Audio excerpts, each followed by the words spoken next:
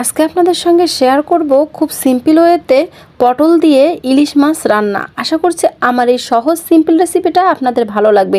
আপনারা একবার হলেও ট্রাই করবেন, ইনশাল্লাহ ভালো লাগবে। এটা খেতে দুর্দান্ত মজাদার এবং সুস্বাদু। এখানে আমি ইলিশ মাছ নিয়েছি, কেটে ধুয়ে পরিষ্কার করে নিয়েছি, আপনারা দেখতেই পাচ্ছেন। আর পটলগুলো আমি মাছ বরাবর ফালি করে নিয়েছি। এখন চুলায় একটি প্যান বসিয়ে তাতে পরিমাণ মতো তেল দিয়ে দিয়েছি। তেলটা গরম হয়ে আসলে এর মাঝে একে একে পটলগুলো আমি দিয়ে দিচ্ছি। খুব বেশি ভাজবো না, হালকা করে ভেজে নিব। আপনারা দেখতেই পাচ্ছেন, এই তো আমার ভেজে নেওয়া হয়ে গিয়েছে। এখন আমি এটা তেল ঝরিয়ে উঠিয়ে নিব।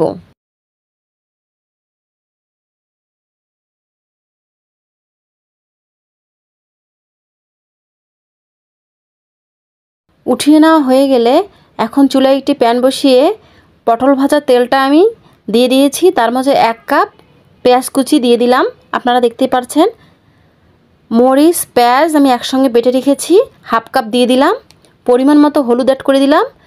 1/2 চামচের মতো মরিচের গুঁড়ো ইউজ করলাম, ঝালটা আপনারা কমিয়ে বাড়িয়ে নিতে পারেন। দিয়ে দিলাম জিরা বাটা 1 চামচের মতো। দিয়ে দিব পরিমাণ মতো লবণ। দিয়ে সবগুলো উপকরণ ভালোভাবে আমি মশলাটা ভালোভাবে কষিয়ে নেব। মশলাটা ভালোভাবে কষিয়ে নেওয়া হয়ে গেলে এর মাঝে একে একে ইলিশ মাছগুলো আমি দিয়ে দিচ্ছি। আপনারা দেখতে পাচ্ছেন,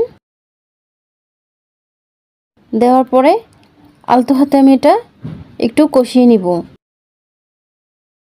আপনারা দেখতে পাচ্ছেন মশলার সঙ্গে ভালোভাবে আমার কষিয়ে নেওয়া হয়ে গেছে। এ পর্যায়ে অ্যাড করে দেব আগে থেকে যে পটলটা ভেজে রেখেছিলাম সেটা দিয়ে দিলাম। দেন আবারও একটু আলতো হাতে কষিয়ে নিব। আপনারা দেখতেই পাচ্ছেন, কষানো হয়ে গেলে পরিমাণ মতো পানি অ্যাড করে দিলাম। এ পর্যায়ে আমি ফালি করা টমেটো দিয়ে দিলাম। আপনারা চাইলে টমেটোটা স্কিপ করতে পারেন। এই তো আমার দিয়ে দেওয়া হয়ে গেছে। এর উপরে আমি ভাজা জিরের গুঁড়ো 1/2 চামচের মতো অ্যাড করে দিলাম।